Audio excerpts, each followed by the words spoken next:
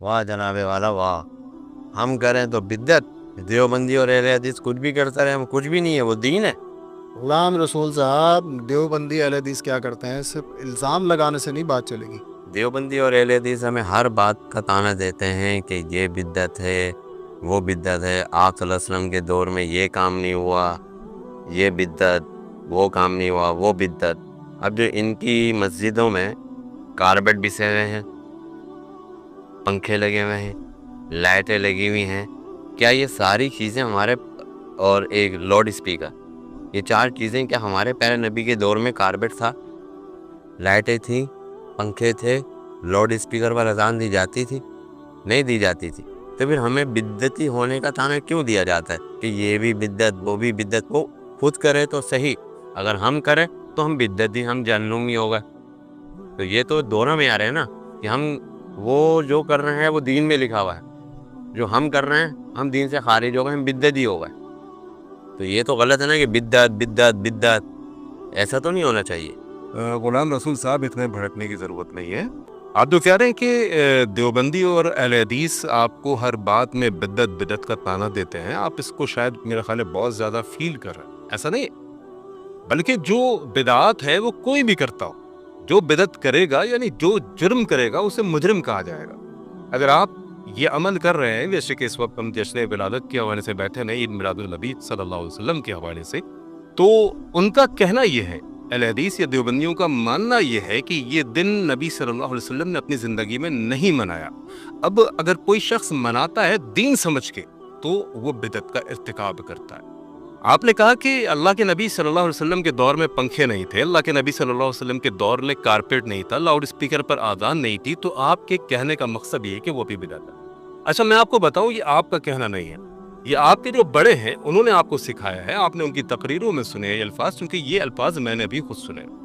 ان کا دعویٰ یہ ہے, ان کا ماننا یہ ہے, ان کا کہنا یہ ہے کہ اگر تم ہم کو بدعت کا لقب دیتے ہو کہ تم یہ کام کرتے ہو, بدعت تیجا کرتے ہو, 10واں کرتے ہو, 40واں کرتے ہو, کل کرتے ہو, برسی کرتے ہو, یا عید میلاد النبی, یا جو بھی اس طرح کی چیز جسے تم دین سمجھ کے کرتے ہو, اگر وہ ہم کہتے ہیں, یعنی ان کا کہنا یہ ہے کہ اگر ہم کہتے ہیں کہ تم بدعت کا ارتکاب کرتے ہو تو آپ کو یہ چیز بری لگ رہی ہے. لہذا آپ نے ان کو طعنہ دے دیا, آپ نے ان سے سوال کر لیا کہ پھر تو تم بھی بدعت ہو, تمہاری مسجدوں میں کارپیٹ, تمہارے لاؤڈ اسپیکر. تو اس کا جواب مختصر یہ ہے کہ سب سے پہلے تو سمجھنا یہ پڑے گا بدعت ہے کیا. جب تک آپ یہ بات سمجھیں گے نہیں, تب تک آپ جیسے لوگ یہی سوال بار بار کرتے رہیں گے, اور ہر دفعہ جب بھی عید میلاد النبی آتا ہے آپ کی طرف سے سوالات کی بوچھاڑ ہوتی ہے کہ یہ بھی بدعت, وہ بھی بدعت, پھر تو یہ بھی بدعت, کیونکہ آپ کو یہ طعنہ شاید برا لگتا ہے. لیکن اگر آپ بات سمجھ لیں گے تو انشاءاللہ آپ کو یہ بات سمجھ میں آئے گی, اور پھر آپ یہ کسی کو نہیں کہیں گے. دیکھیے, بدعت کو 2 طرح سے سمجھیے, ایک لغوی اعتبار سے اور دوسرا شریعت کی اصطلاح میں بدعت کس کو کہتے ہیں. لغت کے اندر لغوی اعتبار سے بدعت کہتے ہیں کسی نئی چیز کو. اللہ رب العالمین نے قرآن مجید کے اندر فرمایا بدیع السماوات والارض, وہ اللہ کے جس نے بغیر کسی سابقہ مثال کے زمین اور آسمان کو بنایا. اسی طرح اللہ رب العالمین نے قرآن مجید میں ایک جگہ بیان فرمایا, قل ما کنت بدعا من الرسل, اے نبی آپ ان کو کہہ دیجئے میں کوئی نیا نبی نہیں ہوں, میں کوئی نیا رسول نہیں ہوں, مجھے دیکھ کے حیران کیوں ہوتے ہو. تو ڈکشنری کے اعتبار سے اگر آپ کی یہ بات ہے تو بالکل درست ہے کہ یہ کارپیٹ بھی اللہ کے نبی کے دور میں نہیں تھا, یہ پنکھا بھی اللہ کے نبی کے دور میں نہیں تھا, اسی طرح لاؤڈ اسپیکر پر جو اذان ہے وہ بھی اللہ کے نبی کے دور میں نہیں تھی. مولوی جس مائک سے بول رہا ہوتا ہے, تقریر کر رہا ہوتا ہے, وہ بھی اللہ کے نبی کے دور میں نہیں تھا. سامعین جس اسپیکر سے سن رہے ہیں وہ بھی اللہ کے نبی صلی اللہ علیہ وسلم کے دور میں نہیں تھا. اس سینس میں بول رہے ہیں تو کوئی غلط نہیں, بدعت کا معنی ہے نئی ایجاد.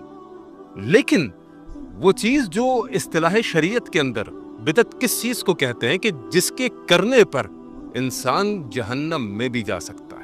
اللہ کے نبی صلی اللہ علیہ وسلم نے فرمایا کہ من احدث فی امرنا ھذا ما لیس منہ فہو رد, پر جس نے محمد کے لائے ہوئے دین کے اندر کسی بھی نئی بات کا اضافہ کیا, اس نے بدعت کا کام کیا, وہ عمل مردود ہے. بات یہ ہے کہ دین کے اندر نکالے گئے کسی بھی نئے طریقے کو, بدعت کی جو ڈیفینیشن میں آپ کو سمجھانا چاہ رہا ہوں, اگر آپ اس کو سمجھ لیں گے تو انشاءاللہ میں سمجھتا ہوں آپ کی اصلاح ہو جائے گی, اور آپ اس بات پر سوچنے پر مجبور ہوں گے کہ آج تک میں جہاں پر کھڑا ہوا تھا کیا وہ گمراہی تھی. دیکھیے, شریعت کی اصطلاح میں بدعت کہتے ہیں دین کے اندر نکالے گئے کسی نئے طریقے کو, وہ عمل کہ جس کے ذریعے سے اللہ رب العالمین کا تقرب حاصل کیا جا سکے, حالانکہ اس عمل کی دلیل کتاب و سنت میں موجود نہ ہو. مجھے امید ہے کہ میری بات آپ کو سمجھ آ رہی ہوگی، یہ آپ سمجھنے کی کوشش کریں۔ بدعت دین کے اندر نکالے گئے اس نئے طریقے کو کہتے ہیں کہ جس کے ذریعے سے اللہ رب العالمین کا تقرب حاصل کیا جاتا ہو، یعنی امید رکھی جاتی ہو، اور کرنے پر ثواب اور نہ کرنے پر گناہ کا فتویٰ لگایا جاتا ہو۔ اب آپ سمجھیے کہ جو بندہ لاؤڈ اسپیکر پر اذان دے رہا، کیا وہ اس بات کی امید رکھتا ہے کہ میں لاؤڈ اسپیکر پر اذان دوں گا تو مجھے زیادہ ثواب ملے گا اور بغیر لاؤڈ اسپیکر کے دوں گا تو مجھے کم ثواب ملے گا؟ کیا ایسا ہے؟ نہیں ہے۔ اسی طرح مسجد میں درس ہو رہا ہے، جو لوگ کارپیٹ پر بیٹھ کر درس سن رہے ہیں یا پنکھے کے نیچے بیٹھ کر درس سن رہے ہیں، کیا ان کا یہ ماننا ہے کہ اگر کارپیٹ نہ ہوتا یا یہ پنکھے نہ ہوتے تو ہمارے ثواب میں کوئی کمی آ جائے گی یا ہمیں گناہ ملے گا؟ ایسا بھی نہیں۔ جو شخص کارپیٹ پر بیٹھ کر درس سن رہا ہے یا جو شخص پنکھے کے نیچے بیٹھ کر درس سن رہا ہے، ان کا یہی تصور ہے کہ پنکھا بند بھی ہو جائے تو ہمارے اجر و ثواب میں کمی نہیں آئے گی۔ تو معلوم یہ چلا کہ بدعت اس چیز کو کہتے ہیں کہ جو کام نیا ہو اور اس کام کے ذریعے سے اللہ کا تقرب حاصل کیا جاتا ہو، اور کرنے پر ثواب اور نہ کرنے پر گناہ کا فتویٰ لگایا جاتا ہو۔ جو بندہ پنکھے کے نیچے بیٹھ کر سن رہا ہے، ان کا ماننا ہے کہ اس کو بھی اتنا ہی ثواب مل رہا ہے۔ جو پنکھے بند میں سن رہا ہے، لوڈ شیڈنگ ہے، لائٹ نہیں ہے، پھر بھی ان کو یہی کہنا ہے کہ ہمیں اتنا ہی ثواب مل رہا ہے، کیونکہ یہی تصور اور یہی پاس۔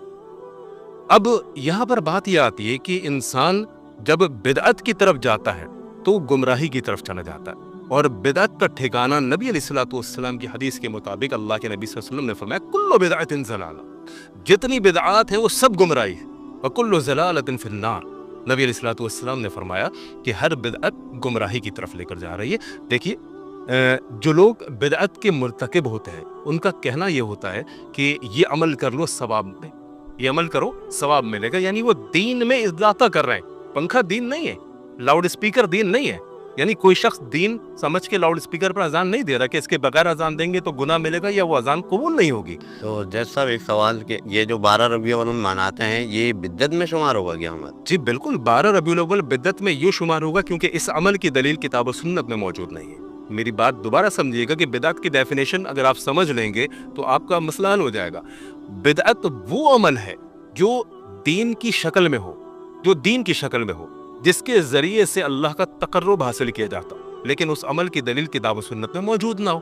اب جو بندہ ربیع الاول منا رہا ہے وہ اپنے منانے کو کیا سمجھتا ہے؟ ثواب کا۔ اچھا، نہ منانے والوں کو آپ نے جس الزام کے اندر آج آپ کٹہرے میں کھڑے ہوئے ہیں، آپ پر الزام کیا تھا کہ آپ یہ نعرے لگاتے پھر رہے تھے سوائے ابلیس کے سبھی خوشیاں منا رہے۔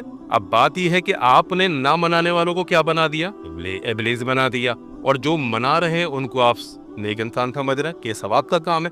یہی بدعت ہے۔ کیوں؟ کیونکہ اس عمل کی دلیل قرآن حدیث میں موجود نہیں ہے۔ وکیل صاحب مسٹر ذیشان، آپ نے جو دلیل مجھ کو قرآن سے دی سورہ یونس پارہ نمبر 11 آیت نمبر 53 سے 58 آیت نمبر 58، وہ میں نے آپ کے سامنے ریفرنس انہی کی کتاب کنز الایمان سے آپ کو نکال کے دکھا دی۔ اس کے اندر صاف لکھا ہوا تھا کہ رحمت سے مراد قرآن ہے۔ حالانکہ مولوی صاحب نے آپ کو کس طرح سے گمراہ کیا، جو کلپ آپ نے اس کا ریفرنس دیا، انہوں نے کہا ہے یہاں پر مراد نبی علیہ الصلوۃ والسلام ہے کہ ان کا جشن ولادت مناؤ، رحمت سے مراد نبی علیہ الصلوۃ والسلام ہے۔ تو یہ عمل بدعت ہے کہ جو دین سمجھ کر کیا جائے۔ آپ ویسے آپ یعنی کچھ بھی کرتے رہیں، اگر آپ اس کو دین کا نام نہیں دے رہے تو ٹھیک ہے، ہمیں کوئی اعتراض نہیں، لیکن آپ کہتے ہیں دین ہے، جس نے منایا وہ نیک انسان ہے، جس نے نہیں منایا وہ ابلیس ہے، بس یہی تو بدعت۔ اسی طرح آپ کا کہنا ہے مر گیا مردود نہ فاتحہ نہ درود، ایسا بولتے ہیں، ایسا مانتے ہیں؟ اب آپ مجھے بتائیے کہ جو یہ درود فاتحہ نیاز یہ کر رہا ہے، تیجا 10واں 40واں جو کر رہا ہے، آپ کا ماننا یہ نیک انسان ایسے ہی، اور جو نہیں منا رہا اس کو آپ کیا کہہ رہے ہیں؟ مردود، مر گیا مردود، نہ فاتحہ نہ درود۔ اچھا اب آپ سوچئے نبی علیہ الصلوۃ والسلام کی زندگی میں اللہ کے نبی علیہ الصلوۃ والسلام کی اولاد بھی دنیا سے رخصت، نبی کی زندگی کے اندر نبی کے رشتہ دار بھی اس دنیا سے رخصت ہوئے، نبی علیہ الصلوۃ والسلام کی زندگی کے اندر نبی علیہ الصلوۃ والسلام کے صحابہ بھی اس دنیا سے رخصت ہوئے۔